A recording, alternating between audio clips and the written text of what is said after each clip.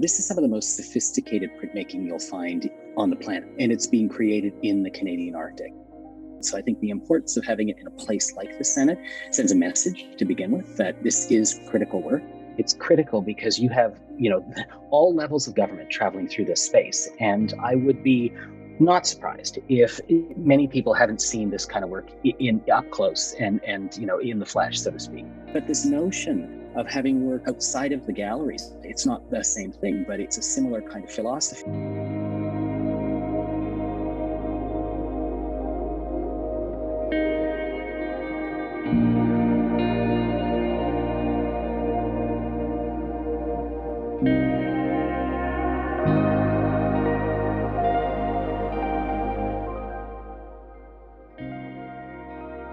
This, for me, is one really important way to represent Canadian voices of people who are not able to come to Ottawa. And the purpose behind this is to give voice to our museums across the country that hold our heritage, hold our history, hold our societal issues in the public trust. I think it's very important for the art to be seen by people. I think when not everyone gets a chance to travel to the Canadian Arctic and to meet the amazing people that live there. The Winnipeg Art Gallery Qaumajuq holds in trust the world's largest public collection of contemporary Inuit art, and that means we have just over 12,000 objects in our collection, and we have the government of Nunavut fine art collection on long-term loan. This has always been important to us to share our wealth. And this, of course, is a beautiful way of seeing it because you can see the expression from different places and different artists and different aesthetics.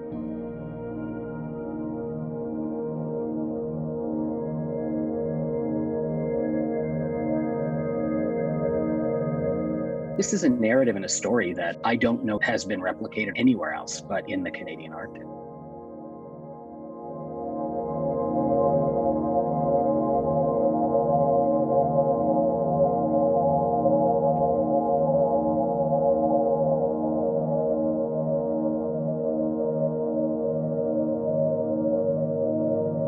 And so for me, not only is it the fact that these are so technically accomplished in a place where that technology doesn't really exist. It all had to be brought in. All of the expertise has to be kind of manifested in a mentorship way in the community.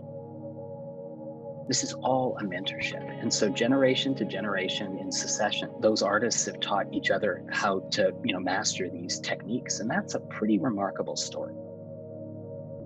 And when they invested not only, the interest and the time in developing the technology, the techniques, and the expertise, but also the pride in understanding that this was transforming their community. This was building capacity. This was giving economy. I learned the printmaking skills at our local print shop. I started working with stone cut at first. I learned that skill from my late uncle who passed away. And the other guys around me, they were working with stencil, and I want to try the stencil printmaking very much. You can use bright colors more. You can tone your image with brushes. So that got me more interest in doing printmaking than stone cut. As an artist, I wanted to portray a family that is a strong family, showing affection even though they live in a hard climate, on top of snow, top of ice, where there's no comfort of hot breeze or anything like that.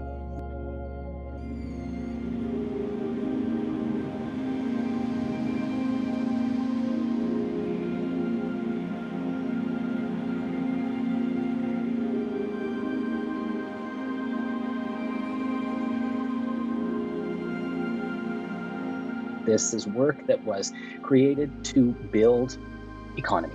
that this was meant to do something very, very logistical, but what's become something that has captured imaginations, that has been a record of a lifestyle and a history in the Canadian Arctic in a pictorial way that I don't think has been captured anywhere else in any other genre.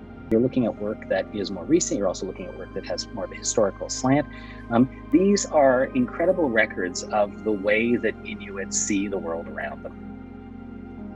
So what we have on the walls behind us are major Inuit artists who have represented Canada abroad over many years and do stellar work about the spiritual life and the human life living in the North. And if we are truly going to be listening to Canadian voices, we need to listen to the visual iterations, because I think it is giving us another way to see and hear what goes on around us.